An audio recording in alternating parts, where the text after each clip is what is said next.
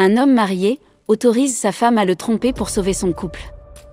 Mais cette relation toxique va rapidement tourner au cauchemar. Spoiler alerte, c'est parti. Victor Van Allen, un entrepreneur à la retraite, occupe ses journées en faisant du vélo en forêt. Un jour, Vic rentre chez lui, après une promenade dans les bois. Une fois devant sa porte, il lève les yeux et aperçoit sa femme Melinda qui le regarde aussi. Non, rien. Le couple, qui vit en Louisiane, a une fille qui s'appelle Trixie. Trixie! Un soir, Vic et Melinda se rendent à une fête où ils retrouvent des anciens amis. Vous n'avez pas peur? Durant la soirée, Melinda sort de la maison en compagnie d'un musicien, Joel Dash, et Vic les voit s'embrasser. Plus tard, il parle à une autre amie, Mary, qui exprime à Vic ses inquiétudes sur le fait que Melinda soit avec un autre homme, mais Vic dit que cela ne l'inquiète pas. Et si ce qui vous inquiète, ça m'inquiète pas. Il rejoint Melinda, qui est ivre, et qui joue une chanson au piano. Joel s'approche de Vic pour discuter. Lorsqu'ils sont seuls dans la cuisine, Vic mentionne le nom d'un autre ami de Melinda, Martin McRae, qui a disparu il y a plus d'un mois. Vic raconte à Joel qu'il s'est débarrassé de lui avec un marteau. Attendez, c'est des menaces? Déboussolé, Joel prendra cela comme une menace envers lui et quittera la soirée. Je vais rentrer. La blague sur le meurtre de Martin, par Vic, fait le tour du quartier bien que Vic prétende n'avoir jamais voulu menacer Joel. J'espère bien que c'était une plaisanterie. Mais, ce que ses amis et voisins ne savent pas, c'est que Vic et Melinda ont un arrangement personnel. Qui se tape la mienne? C'était pas un coup d'essai. Comme il sait qu'il n'y a plus d'amour dans son couple, Vic laisse Melinda aller avec qui elle veut, pourvu qu'elle ne demande pas le divorce. Évidemment qu'il se la fait. Le plus important pour Vic, c'est que Melinda ne l'abandonne pas seule avec sa fille Trixie. Quant à Joel, il a l'intention de déménager le week-end. Mais Melinda l'invite à dîner à la maison pour mettre les choses au clair avec Vic. Alors on est invité à dîner à la maison vendredi. Joël, content de vous voir. Le dîner ne se passe pas bien, et après que Vic ait mis Trixie au lit, elle dit à son père qu'elle n'aime pas Joel. Un autre jour, les Van Allen se rendent à une fête où ils rencontrent un couple, Don et Kelly Wilson. La plupart de mon temps à pédaler Don sur est un le vélo, auteur balade avec et dit à Vic qu'il écrit des nouvelles et souvent des scénarios. J'écris aussi des scénarios. Don dit aussi qu'il a déjà entendu parler de Vic qui aurait tué Martin McRae. Vous avez tué Martin McRae. Plus tard, Vic danse avec Kelly sous le regard de Melinda et de ses amis. J'avais dansé avant. Aujourd'hui? Non, je croyais qu'ils savaient pas danser. Melinda en parle sur le chemin du retour et cela suffit à créer une tension entre eux. T'avais l'air de bien t'amuser quand t'as dansé avec Kelly Wilson. Alors qu'il assiste à un match de football à l'école de Trixie, Vic reçoit un appel téléphonique concernant un paiement effectué par Melinda à un professeur de piano dénommé Charles Delahaye.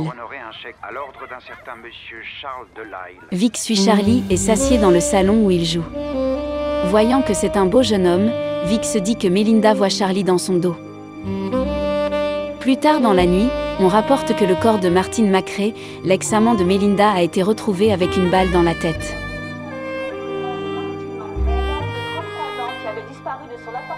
Vic et Melinda se rendent à une soirée piscine chez Jonas, où Charlie est présent, ainsi que plusieurs de leurs amis.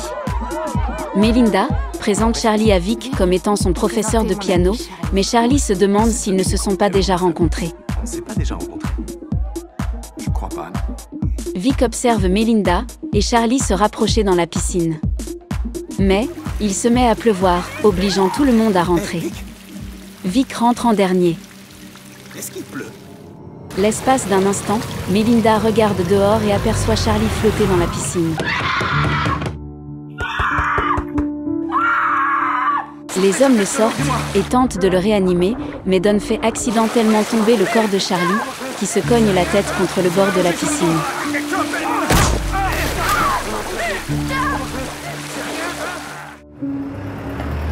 Cependant, ils déterminent qu'il était déjà mort quand ils l'ont trouvé. Ce n'est pas la cause de la mort. La police vient interroger les invités et Melinda accuse directement Vic d'avoir noyé Charlie, mais Vic nie et n'est plus interrogé par les enquêteurs de la police. Vic a tué Charlie. Quoi? Melinda et Don engagent un détective privé, David Riccigliani, pour suivre Vic. Voici David Riccigliani. Il vient d'ouvrir un cabinet en ville. Il le découvre et se rend chez Don pour le confronter devant Désolé Kelly de vous et leur interrompre. fille. L'homme que votre mari a engagé. Tu as engagé qui? Un détective privé. Vic remarque que Melinda se rapproche de son ex-petit ami de l'université, Tony Cameron. T'es là. Tony se rend chez les Van Allen où Vic se montre amical envers lui. Il a été gentil avec toi? Très gentil, super sympa. Il croise ensuite Tony dans la rue et lui dit que Melinda veut lui montrer quelque chose.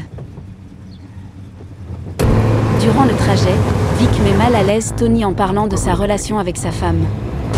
Puis, il conduit Tony dans les bois, où il se retrouve seul, et lui jette une pierre à la tête. Je suis désolé, non. Tony trébuche sur une falaise et se heurte contre un rocher. Il tente ensuite de cacher Tony sous l'eau.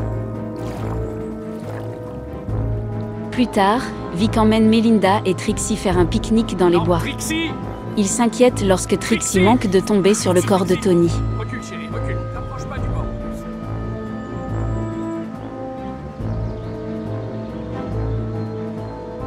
Sur le chemin du retour, Melinda mentionne qu'elle a oublié son écharpe. J'irai le chercher.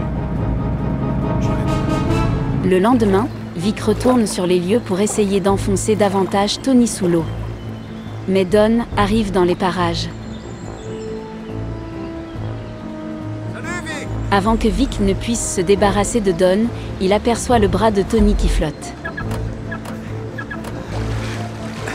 Don essaie de s'enfuir en voiture, mais Vic le poursuit à vélo. Vic prend un raccourci et tombe de son vélo, juste avant que Don ne dérape et ne fasse une embardée pour éviter de le percuter, provoquant ainsi sa chute d'une falaise, puis le crash de sa voiture.